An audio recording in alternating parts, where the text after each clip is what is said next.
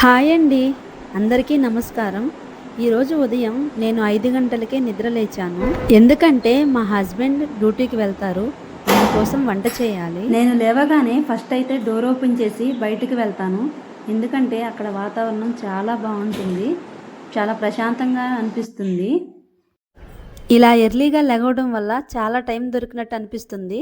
అలాగే పనులు కూడా చాలా త్వరగా అయిపోతున్నాయి. ఇలా బయటికి వచ్చి చూస్తే నేనే కాదు చాలామంది ఎర్లీగా లెగుస్తారు అనిపిస్తుంది.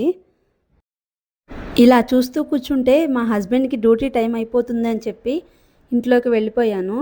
వెళ్ళాక టీ పెట్టేసేసి నాకు మా హస్బెండ్కి అయితే తీసుకెళ్ళిపోయాను. నాకు మా హస్బెండ్కి అయితే టీ అలవాటైతే ఉంది.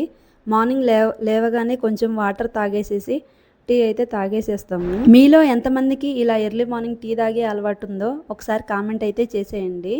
ఇలా టీ తాగేసాక మా హస్బెండ్కి అయితే లంచ్ బాక్స్ ప్రిపేర్ చేసేసి బ్యాగ్లో అయితే పెట్టేశానండి.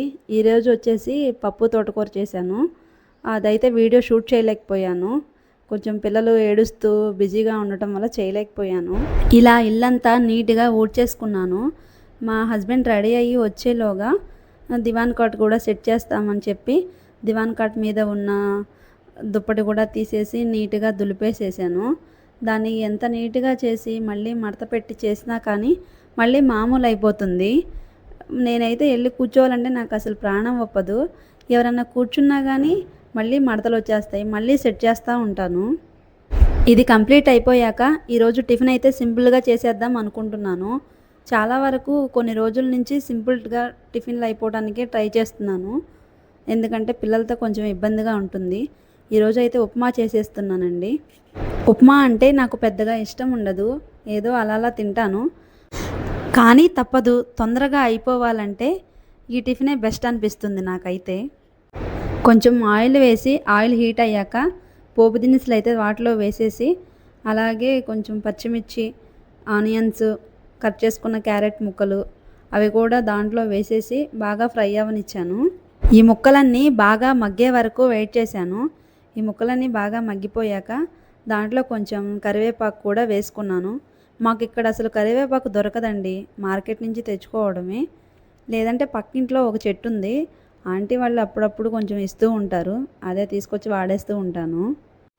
ఇంకా మా ఇద్దరికే కాబట్టి తక్కువగానే చేస్తున్నాను. 2 గ్లాసుల వాటర్ అయితే దాంట్లో పోసేసాను.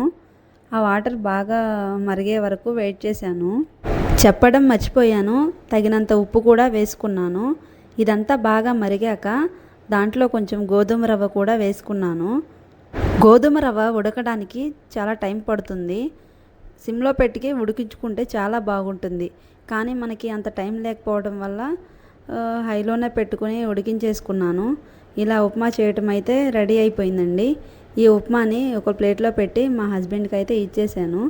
ఇక్కడైతే కొంచెం కారపొడి అయితే వేశాను, వీడియోలో చూపించడం మర్చిపోయాను. ఇలా సింపుల్గా అయితే ఉప్మా చేసేసుకున్నాను. టేస్ట్ కూడా చాలా బాగుందిలేండి.